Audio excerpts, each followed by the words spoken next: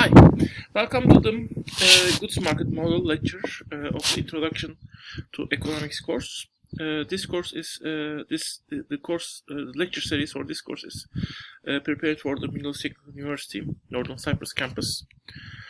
At the beginning of the lecture, there are two videos. One is actually on United States, and one is on the China. And well, they actually talk on the consumption spending. Also have some data and some information on it, and it is discussing. I mean, both are from actually economics news programs, which are discussing. I mean, the consumption trends recently. It's interesting, and you can see how what we see in this lecture can be applied to the everyday data available for two countries. It is from the last year. Actually, it could be also interesting to use some videos from this year, but in my short research, I could not find appropriate video for this lecture, so I decided to keep these two videos, although you might look to yourself and watch maybe some news programs on consumption spending and in general spending from YouTube, and try to apply the concepts you see here to the information presented in those programs. It's interesting to see, actually, I mean, the concepts that looks actually very complex can be learned in a course which kind of, even in terms of macroeconomics, only lasts for half semester basically. In terms of whole, when you consider the whole economics, then it takes 1 year. Anyway, let's go further back, and basically, well, in this course, in this lecture, basically, we will focus on the demand side of the labor market. That's because the macroeconomics mainly was founded by putting the main focus of the macroeconomic structure to the demand. And that's because the founder of the macroeconomics has done it in that way. I mean, in many ways, the idea was, in terms of supply, the main macroeconomic relations are also applying to the macroeconomics, and macroeconomics did not have anything additional to say on it that much. At least Keynes was thinking that way at first when he was developing the macroeconomics. Later, of course, the physical relations, one relation which is kind of looking to the supply side of the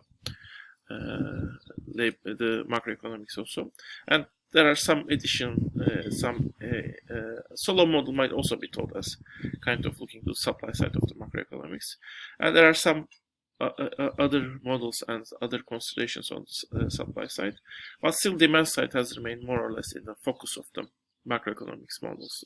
Mostly, the most important models, the central models, are considered the ones that are basically focusing on demand. So the part of macroeconomics we have seen up to this part are not considered as central or as the core element of the macroeconomics as what we are seeing from this point on in the coming 3 lectures, basically. Although they are still important, they are still taken as important macroeconomics concepts and models, but still these are considered as the more important than the ones we have seen in the previous 2 lectures. Well, early economists, as we have seen in various other parts, were mostly considered focusing on the supply side. Also, in terms of goods market, I mean, when they consider the valuation of the goods, basically, in general, or in general, how the commodity market is functioning and basically I mean, serving to the society. So the productivity, especially when the macroeconomics concern was studied by the early economists, productivity was the key issue that was considered, and the different factors that are serving to the productivity in macroeconomics general sense was also discussed by economists like Ricardo, Marx, Adam Smith. Well, From the early economists, however, there is one economist which has focused on the demand. Maybe I have talked on this, but let me remind it again. He is the one who is actually introduced the concept effective demand to the economics. So there, actually, he basically talks on the the fact that people might want a certain good buy a certain good or consume that certain good doesn't matter if that person is not able to pay the price of that good or also willing to pay that price of that good. So when we are talking on the demand of the good, the really important type of demand is the demand of the people who are able to and willing to pay the good. And in that sense, actually, the people who have more buying power, who have more ability to buy goods, are more strongly represented by the demand function. And in any kind of variable we have seen, including market surplus in the macroeconomics, for example. So Malthus starts from there, and then he goes to something else. He says the workers' demand is not that much important. Maybe because the buying power they possess is little, but also because what they consume they buy, and actually their whatever they get as a money they directly spend. So there's some kind of demand that is actually directly that always exists. And that always exists, and basically, it's a part we can basically forget about. And actually, when we are talking about the remedy he later proposes, workers are also creating demand, but he just says they just spend what they got, so we should basically forget about it. And that part of Malthusian theory is actually, in my opinion, kind of incomplete and not that much consistent. But he says, okay, they consume what they buy, what they take, so let's forget about them. And he then says his model is in one sense important. He says the demand capitalists create is inconsistent, because capitalists at certain periods collectively, not as an individual capitalist, just start to think that it is not the right time to invest. They don't also consume because they always think they should have certain amount of funds available for investments, so and that fund should be as large as possible, because they need to have this fund to compete with other people. If they don't have the fund, other people will have the fund, and they will invest, and they will increase the productivity and outcompete them. And but even though they have this fund for investment, as I said, at some periods they just think that it's not the right time to invest. But if they do that, in that case, an important part of demand in the economic system won't be there, and basically, economic system without this demand, the suppliers won't be able to sell all what they have produced, and the economy will enter into a crisis. So we can stop here. We don't need to talk on the Malthusian remedy to that. But if you are interested, you can look to that. I'm leaving it here. Let's move to Keynes. Well, Keynes kind of has an idea similar to this, although he has expressed the same idea in a more sophisticated manner. He is the guy who shifted basically the focus of the economics to the goods market and the demand side of the goods market, and basically to the short run. Famously, as I said, I might have said it before. He says in the long run, we are all dead. Well, as I said, as you can read in those slides, his main book, General Theory, basically. Which I believe is one of the foremost important, influential books in the history of economics ever written. It was written in the time of Great Depression, after the Great Depression, 1936. That's 7 years after the Great Depression. And basically after the Great Depression, that part I might also have told you before, he has created a discussion group with with his students and discussed the economics. I mean, the current interpretation of economics and how that interpretation could be improved. And basically, his book is a product of this discussion group.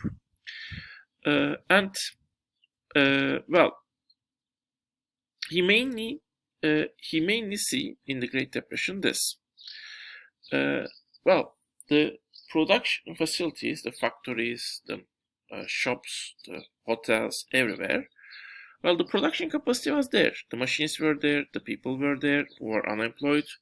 So the economic system, all resources in the economic system was there. But somehow they were not used.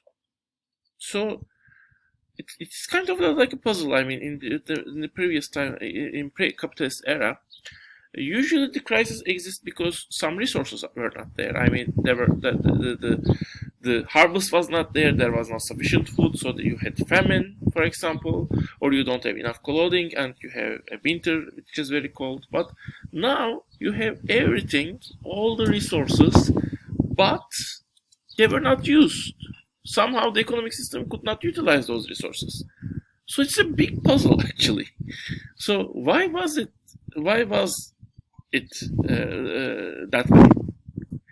So Keynes' main answer would be there was now sufficient demand. So if somehow the demand was just created in the economic system, somehow from the owners of these factories, the hotels, all the facilities that were there, well, some people demand the outputs, of course, at the cost they were, at the prices they were required to pay. In that case, economy will function. So that's kind of the key, I mean, picture Keynes got, and kind of also that's how he has built the model we see in this part. Although he didn't build the model with the mathematical details, but I mean, in many ways the elements of this model is there, and the idea behind the model might be the picture. Is basically the picture you see in the Great Depression. So the main idea here is, well, what happens? How far you can apply this model to the case when there is no crisis, and the main it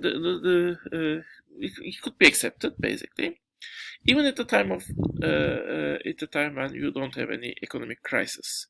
This model may still be applied to some extent, and to some extent, all producers, they are able to increase their production level without increasing the prices. Why? Because all producers have some unused capacity. In terms of machinery unused, if you have hotels, the hotel rooms that are not filled, and even workers that are there but not working to their full potential. So when demand increases, in that case, they can increase their production level and catch this demand. And catching this demand is crucial for them, because if there's an opportunity to increase the market share, they should take this opportunity. And in order to be able to take this opportunity, they need to have this excess capacity ready, basically. So, the main question is, again, you see in the slides, of course, also, how large and effective is this excess capacity? To some extent, it depends on how much they can build up further when the demand is there. I mean, but well, according to some economists, mainly neoclassical economists, they think that it is relatively small, not important, and basically you can. The economy can reach to the maximum capacity very fast. New Keynesians think they are larger, the group we have discussed before. And there's one group that has an extreme thought on this excess capacity. But we will see that the idea of this excess group and continue to this lecture in the next part. So see you in the next part.